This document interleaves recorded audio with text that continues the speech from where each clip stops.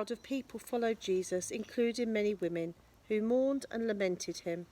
Jesus turned to them and said, "Daughters of Jerusalem, do not weep for me. Weep instead for yourselves and your children." We all cry sometimes. Yes, men too. And we've all known how good it is when you're hurting and someone slows to stop and show you that they understand. Think about who we can be compassionate towards, or who has been compassionate to us. Jesus is crucified. Now Jesus had reached the end of the journey, the place where he would die. Crucifixion is one of the most cruel and painful forms of execution ever devised. The victim was nailed to a cross-shaped piece of wood and left to dehydrate or bleed to death as others watched. And yet, at this point, Jesus spoke again to his Father God. This time, it wasn't to ask to be rescued. Instead, he was praying that the people who crucified him would be forgiven. When they came to the place called Skull Hill, they crucified him and the criminals there, one on his right, the other on his left. Then Jesus said, "Father, forgive them. They have no idea what they're really doing." Have you ever been really hurt by someone and you wanted to forgive them, but you found it really hard to let go? Forgiveness is not just a feeling, it's also a choice. We can only really forgive the people who have hurt us. Notice how Jesus asks God to forgive his murderers, as if God is the one who is really being wounded. Jesus promises heaven to the good thief. Jesus found himself executed between two proper criminals. One joined in the taunting of the crowd, but the other recognised that Jesus didn't deserve to die. He asked Jesus for mercy, even after his death. One of the criminals being crucified with Jesus cursed him. "I thought you were supposed to be the Messiah.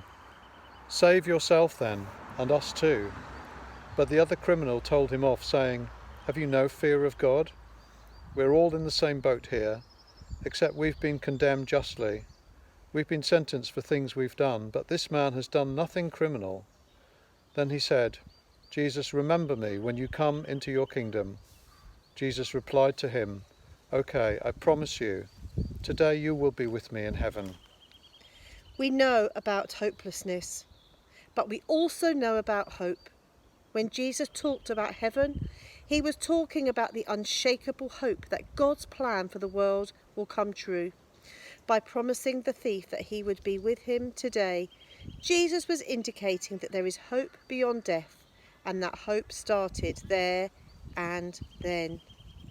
Maybe think about how you can have hope today. Jesus speaks to his mother and his friend. For Mary, that Friday brought every mother's worst nightmare, the loss of her child. In the middle of his darkest hour, Jesus saw how this death was going to leave his mother and his family bereft, and his friends. So he welded them together into a new family. Standing by the cross of Jesus were his mother and his mother's sister and Mary of Magdala. When Jesus saw his mother and the disciple there whom he loved, he said to his mother, "Woman, this is your son." Then he said to the disciple, "This is your mother." And from that moment the disciple took her into his home.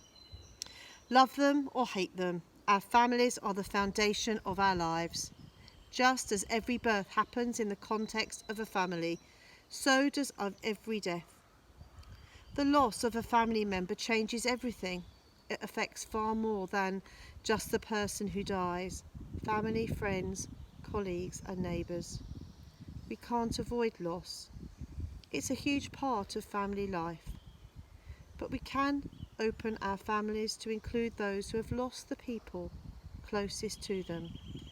Parents, children, lovers and friends. And in this time of great uncertainty, think about people who have lost. their friends and their family. Jesus dies on the cross. We're approaching the end of the Good Friday story. Jesus has been betrayed, falsely accused, tried by a mob, tortured and crucified. He hung on the cross for about 3 hours, gasping for breath and in great pain. At the end, he uttered his last few words, trusting himself into God's hands. It was now about noon, and darkness came over the whole land until 3 in the afternoon because of an eclipse of the sun. Then the veil of the temple was torn down the middle. Jesus cried out in a loud voice, "Father, into your hands I commend my spirit." And when he had said this, he breathed his last. And so he died. Death is one of the great taboos of life. We don't like to talk about it, and we're rarely there when it happens. But it comes to us all one day.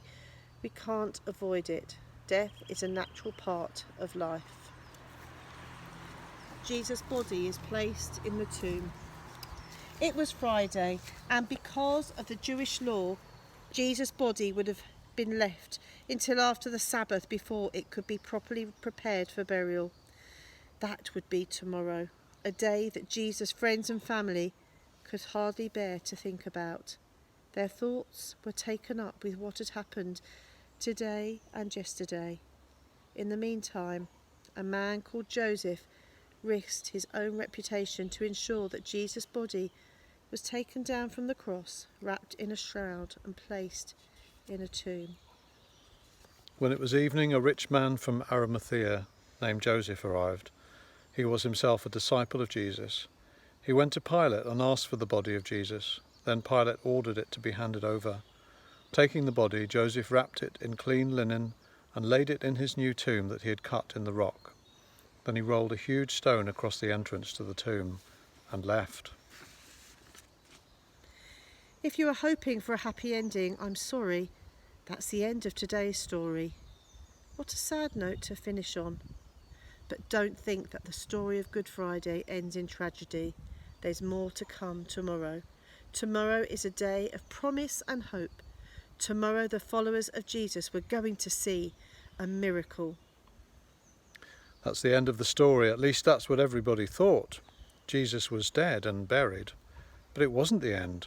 In some ways it was just the beginning, because early on the Sunday morning they made an extraordinary discovery.